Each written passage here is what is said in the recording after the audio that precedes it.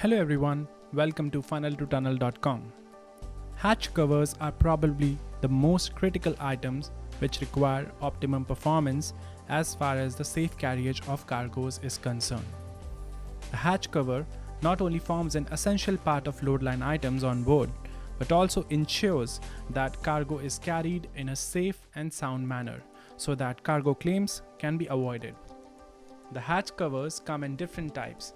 Most common ones are side rolling type, transfolding type, stacking type, etc. As a chief officer, you should always be sure about the effectiveness of hatch covers. Today, we shall discuss 9 major things which you should never overlook for hatch covers. This video will help you to gain a more focused approach towards maintenance checks on hatch covers. So, let us begin.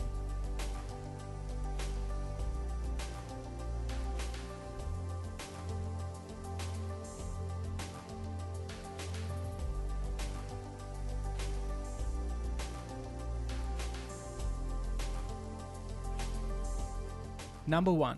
Permanent setting down of gaskets. If you think that tighter the hatch cover is sitting results in tighter seal, then you are seriously mistaken. The hatch cover is designed to be closed with steel to steel contact. For a newly installed hatch cover with newly installed packings and gaskets, it is very much impossible to achieve a compression of more than 25 to 30% on the gaskets. So in a nutshell, if a solid steel to steel contact has been achieved, nothing more can be achieved by over-tightening the cleats. Over-tightening only results in permanent compression of gaskets and nothing more. This results in losing the sealing property.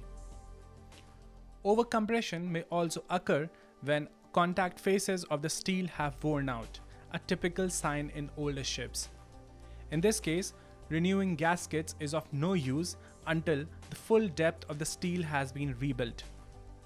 Note that gaskets are designed to withstand a certain lifespan and hence should be inspected carefully and renewed accordingly.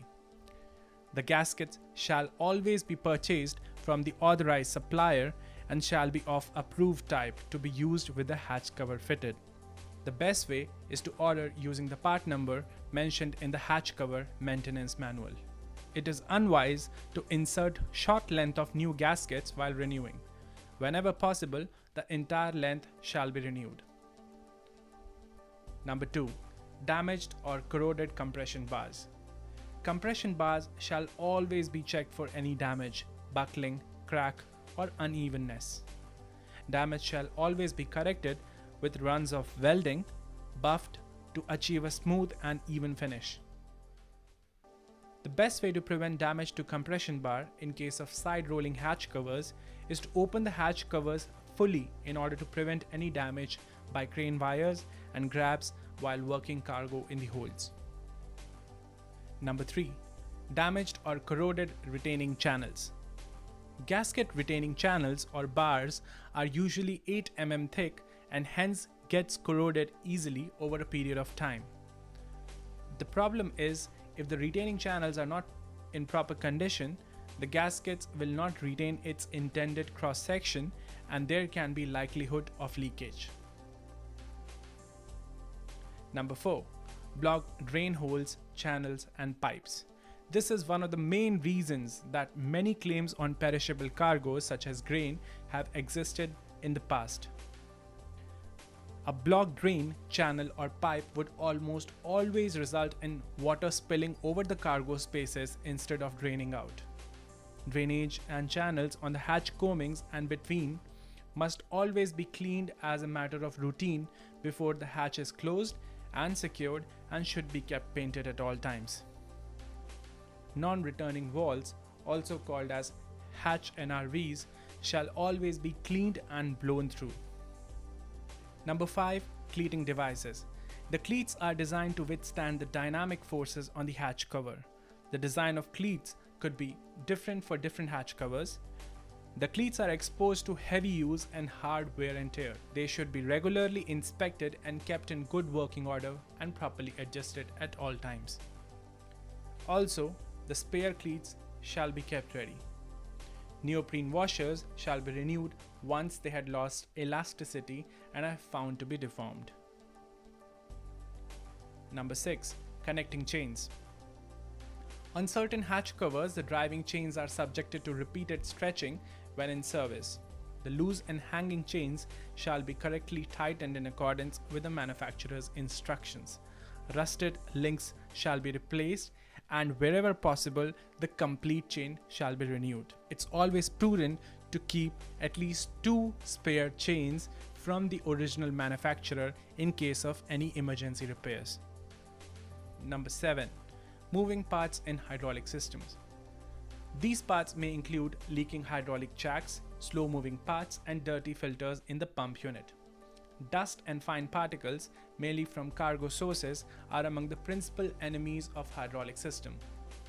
They result in lodging of jack seals, and these items will eventually fail unless they are regularly overhauled, cleaned, and renewed.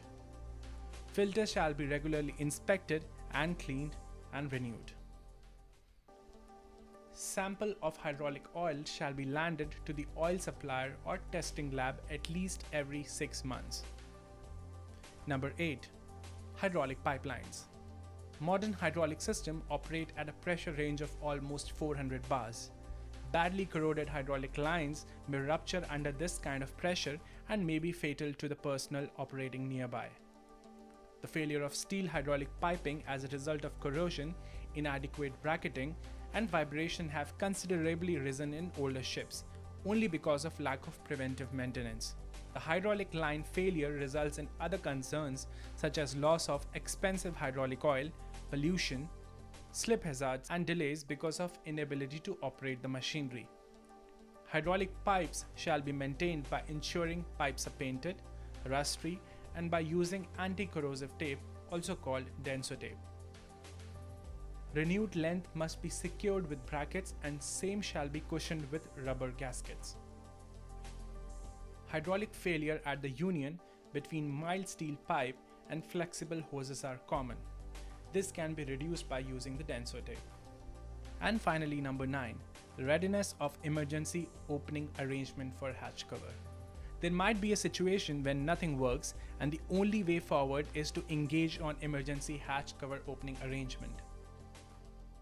Ship's crew shall be well versed with the operation of such an arrangement, and it shall be regularly tested in order to ensure correct working and crew familiarization with the equipment. The above should be a part of initial inspection of ship whenever you are taking over as chief officer or master. Any defect noticed shall be included in the defect list, and work plan should be chalked out accordingly after requisitioning for correct spares.